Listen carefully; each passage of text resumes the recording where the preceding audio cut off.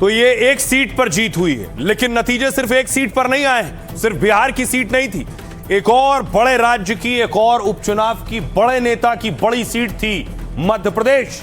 नरोत्तम मिश्रा की सीट, जो पिछली बार हार गए थे, इस बार टिकट नहीं मिला तो मंच पर रोना भी पड़ा उन्हें। दतिया के माल को एक एक दरवाजे पर अपना शीश नवाऊंगा, एक एक गांव के अंदर जाऊंगा और आज को जिताऊंगा। धन्यवाद। नरोत्तम मिश्रा का यह भाषण बहुत वायरल हुआ, कहा गया बहुत भावुक हो गए। मंच पर उनका टिकट कटा और उनके टिकट की जगह आशुतोष तिवारी को टिकट दिया गया। नरोत्तम मिश्रा गृह मंत्री रहे मध्य प्रदेश के। भारत माता की। दतिया के माल को एक एक दरवाजे पर अपना शीश नवाऊंगा, एक एक गांव के अंदर जाऊंगा और आज को जिताऊंगा। धन्यवाद। ये सीट दतिया, ये बीजेपी हार गई और उसके बाद कांग्रेस खेमे में जश्न का माहौल है। कांग्रेस ने ये सीट जीती।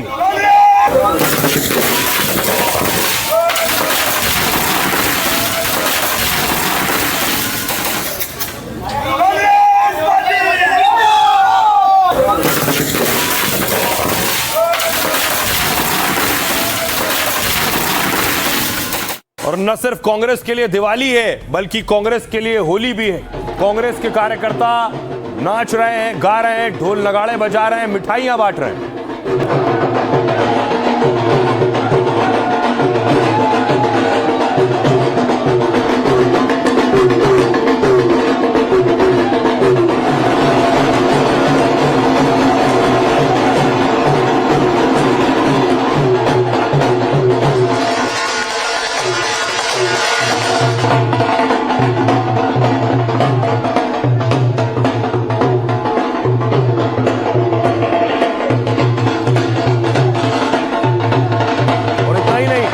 कांग्रेस कार्यकर्ताओं ने आज टॉफी निकाल ली और वो भी मेलोडी।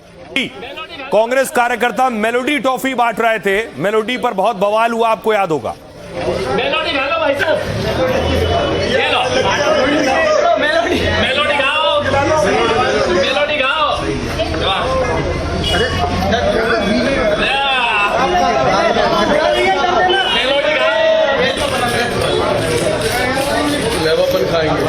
अब देखिए जरा दतिया का जो रिजल्ट आया, नतीजे आए, क्या कहता है रिपोर्ट कार्ड, कैसे बीजेपी ये सीट हार गई। ये है दतिया के नतीजे आपके सामने। दतिया से कांग्रेस ने उतारा था घनश्याम सिंह को, जिन्हें 66,757 वोट मिले, 42% से ज्यादा वोट, 6,016 वोटों से जीते। दूसरी तरफ उतारा था बीजेपी ने आशुतोष तिवारी को, उन्हें 60,000 मिले। देखिए कांग्रेस के कैंडिडेट को 66,757, बीजेपी के कैंडिडेट को 60,741, 38.57% वोट मिले। हार हुई है सिर्फ 6,000 वोटों से कांग्रेस कैंडिडेट जीता है, 6,000 वोटों से बीजेपी कैंडिडेट हारा है। लेकिन जानते हैं आप, नरोत्तम मिश्रा सिर्फ 7,000 वोटों से हारे थे, यानी बीजेपी का कैंडिडेट इस बार 1,000 कम वोट से हारा है। कांग्रेस के कैंडिडेट राजेंद्र भारती को 88,977 वोट मिले थे और बीजेपी के कैंडिडेट नरोत्तम मिश्रा को 81,235 वोट मिले थे।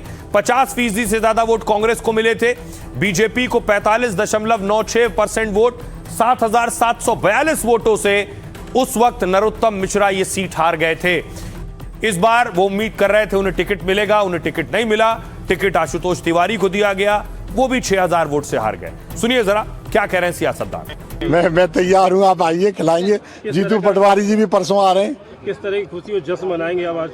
मिठाई बटेगी, मिठाई खिलाएंगे। और बाकी जनता क्या कैसे मनाएगी, ये कार्यकर्ता कैसे मनाएंगे पता नहीं। कहा कि वो बाहर के प्रत्याशी सेवड़ा से विधायक रहे। बाहर से कहाँ से हूँ इतना, मैं 400 साल से मेरे पूर्वज यहाँ रह रहे हैं, इसी किले में रह रहे हैं, मुझे बाहर से क्या कैसे कह सकते। पहले ये तो तय हो कि भीतरघाती कौन है, नेतृत्व संज्ञान में लेगा।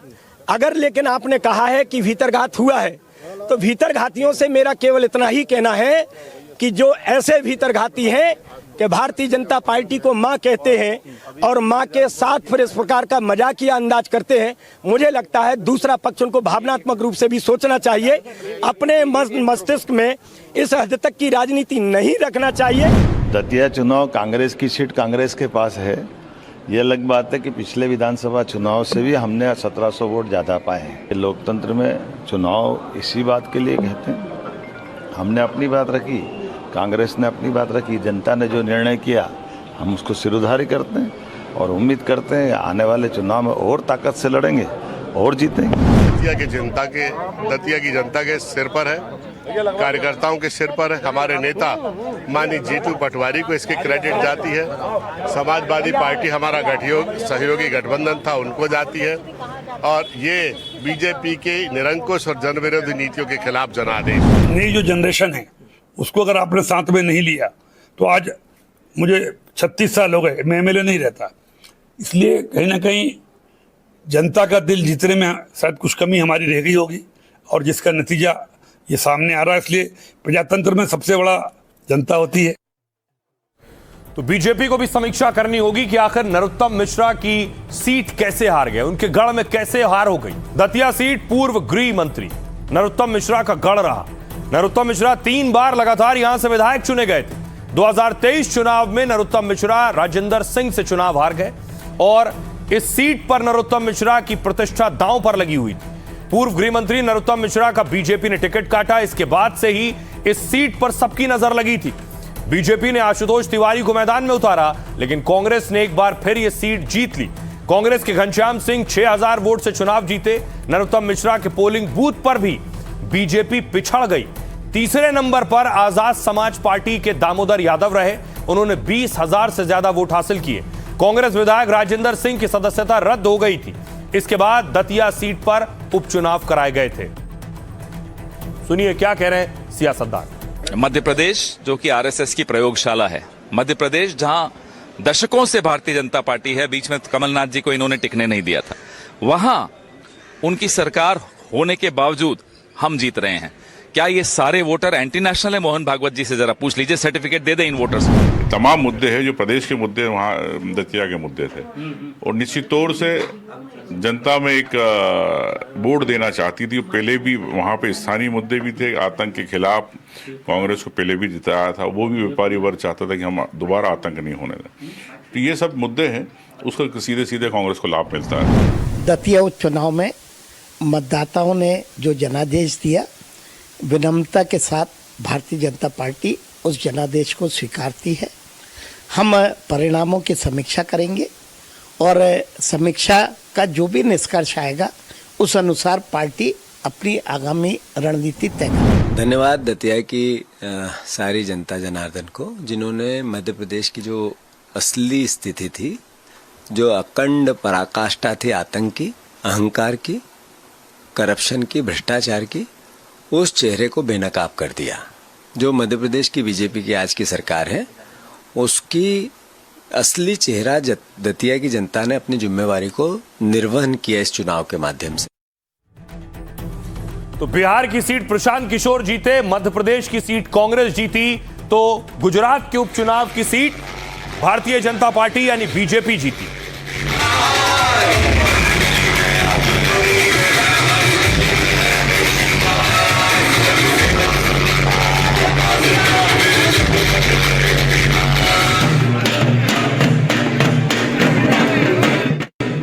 तो गुजरात में कमल खिला है। गुजरात में कौन से 2 प्रतिद्वंदी सामने थे? गुजरात में सत्येंद्र भाई पटेल, जो ये आप देख रहे हैं बीजेपी के कैंडिडेट थे, और उधर कांग्रेस के कैंडिडेट थे भीखा भाई रबारी। बीजेपी के कैंडिडेट को 55,481 वोट मिले हैं और कांग्रेस के कैंडिडेट को 24,851 वोट मिले हैं। 30,000 से ज्यादा वोटों से बीजेपी के कैंडिडेट की जीत हुई। वडोदरा की मांजलपुर सीट पर बीजेपी की बड़ी जीत है। सत्येंद्र भाई पटेल 30,630 वोट से जीते। बीजेपी विधायक योगेश पटेल के निधन के चलते उपचुनाव हुए। मांजलपुर बीजेपी का गढ़ है, पिछले लगातार 3 चुनाव जीते हैं और इस सीट से सिर्फ 2 उम्मीदवार ही मैदान में थे। सुनिए गुजरात में बीजेपी को राहत मिली है, क्या कुछ कह रहे हैं सियासतदान। पार्टी को प्रजाजनों ने बहुत प्रेम भाव दिया है। स्वर्गीय योगेश भाई पटेल पिछले 25 साल से विस्तार में काम करते थे, उनको जितना प्रेम दिया उतना आज हमको भी दिया। हमें खुशी है। सभी प्रजाजनों का, मतदार भाइयों का मैं खूब खूब आभारी, हमारे कार्यकर्ताओं का भी खूब खूब आभारी हूँ। नहीं कर पाए ऐसा नहीं है, लेकिन मुझे जब से टिकट दी गई तब से मैं मेरी फेरनी के अंदर के जा रहा था, लोगों के बीच में जा रहा था। जो प्रतिशत मुझे मिलता था, मुझे पूरी उम्मीद थी कि मैं जीतूंगा, लेकिन जो शासन है ये पूरी मशीनरी मेरे पीछे लगा दी। और ये चुनाव के बाद खबरों में आगे बढ़ते हैं। आज की एक और बड़ी खबर है, राम मंदिर में चढ़ावा चोरी के बाद एक और बड़े मंदिर से चढ़ावा चोरी की खबर आई। सिद्धिविनायक से हर साल 18 करोड़ रुपए चोरी हो रहे हैं। जी हां, 18 करोड़। यह बात खुद सिद्धिविनायक ट्रस्ट ने भी मानी है, जब हजारों लाखों भक्त पहुंचते हैं।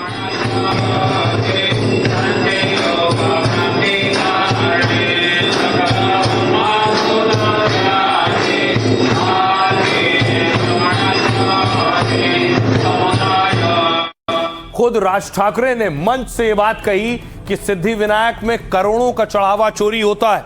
लेकिन आपको बताऊंगा इस चढ़ावा चोरी में फंसा कौन है। साहेब, या प्रकरणाची 18 कोटी रुपयांचे मंदिराचे नुकसान होत होते, याचे धागेदोरे वरिष्ठ पातळीवर आहेत असा आमचा ठाम संशय आहे। साहेब, या प्रकरणाची आपण गंभीर दखल घेऊन शासकीय पातळीवरती संबंधित प्रशासनातील वरिष्ठ अधिकाऱ्यांची चौकशी लावावी। अब देखिए सिद्धिविनायक से आखिर चोरी कौन कर रहा था और कितने की चोरी हो रही थी। मुंबई के सिद्धिविनायक मंदिर ट्रस्ट ने चढ़ावा चोरी की बात मान ली है। एमएनएस प्रमुख राज ठाकरे ने मंदिर में करोड़ों की चोरी का दावा किया था। उन्होंने कहा कि सिद्धिविनायक मंदिर में हर साल 18 करोड़ की चोरी हो रही है। ठाकरे ने दावा किया कि मंदिर के कुछ कर्मचारी पकड़े जा चुके हैं, जिसके बाद सिद्धिविनायक के साप्ताहिक चढ़ावे में अंतर सामने आया। उन्होंने कहा पहले कमाई 50 लाख से कम थी, अब 1.5 करोड़ से ज्यादा हो गई। आज सिद्धिविनायक मंदिर ट्रस्ट ने इस मामले पर प्रेस कॉन्फ्रेंस कर दी। मंदिर ट्रस्ट ने कहा कि चढ़ावा चोरी मामले में 45 कर्मचारी निलंबित किए गए। सीसीटीवी फुटेज के आधार पर 10 आरोपियों की गिरफ्तारी भी हो गई है। एसीबी एंटी करप्शन ब्यूरो ने जांच के दौरान